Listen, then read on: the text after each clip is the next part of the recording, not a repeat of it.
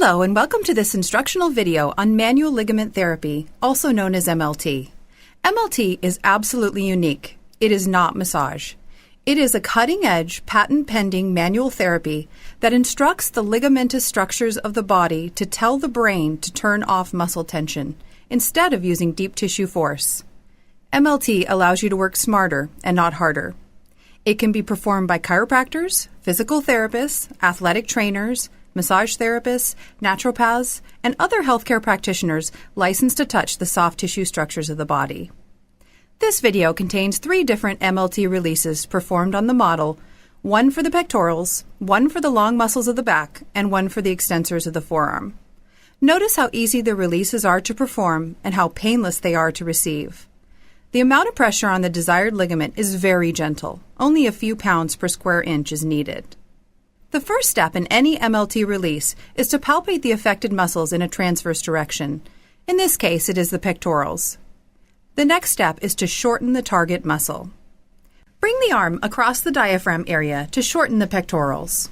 Now locate the contralateral coracoacromial ligament. Instruct the recipient to push their elbow against your hand for 4 to 6 seconds while holding gentle pressure on the ligament. Change the position of the arm to affect different fibers of the pectorals. Notice how Arik, founder of MLT, is tapping the recipient to let them know to start and stop the contractions. This should also be accompanied by verbal cues.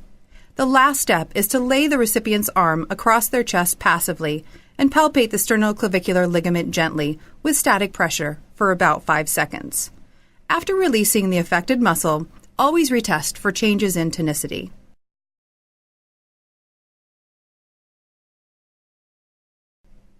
In this release of the long muscles of the back, the sacroiliac or SI ligament is used. The lower third of the SI ligament affects the upper thoracic, the middle third affects the middle thoracic, and the top third of the ligament affects the lumbar region. Palpate the erector spinae muscles for hypertonicity and trigger points. The release is side-specific. In other words, the left side of the back is released by the left half of the SI ligament, and the right half of the back is released by the right half of the ligament.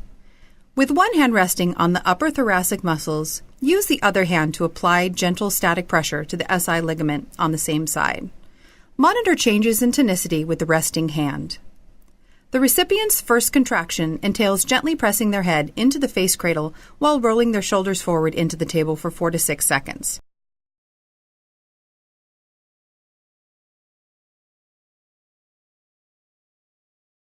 Now, apply pressure to the middle portion of the SI ligament and move your resting hand to the middle thoracic region.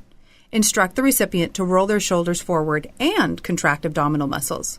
Lastly, for the lumbar region, apply pressure to the upper third of the SI ligament while resting your other hand on their lumbar muscles.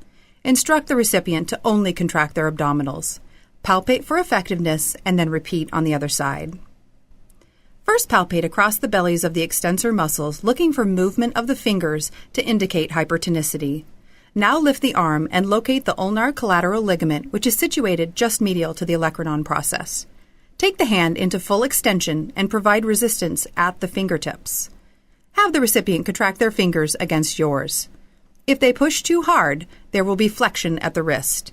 This is not optimal as it decreases effectiveness. Have the recipient fire isometrically against your resistance in 3 different positions to affect the different extensor muscles. Lastly, take the hand into full supination to shorten the supinators. Have the recipient contract into pronation for 4 to 6 seconds. Repeat. Palpate for effectiveness and then repeat on the other side.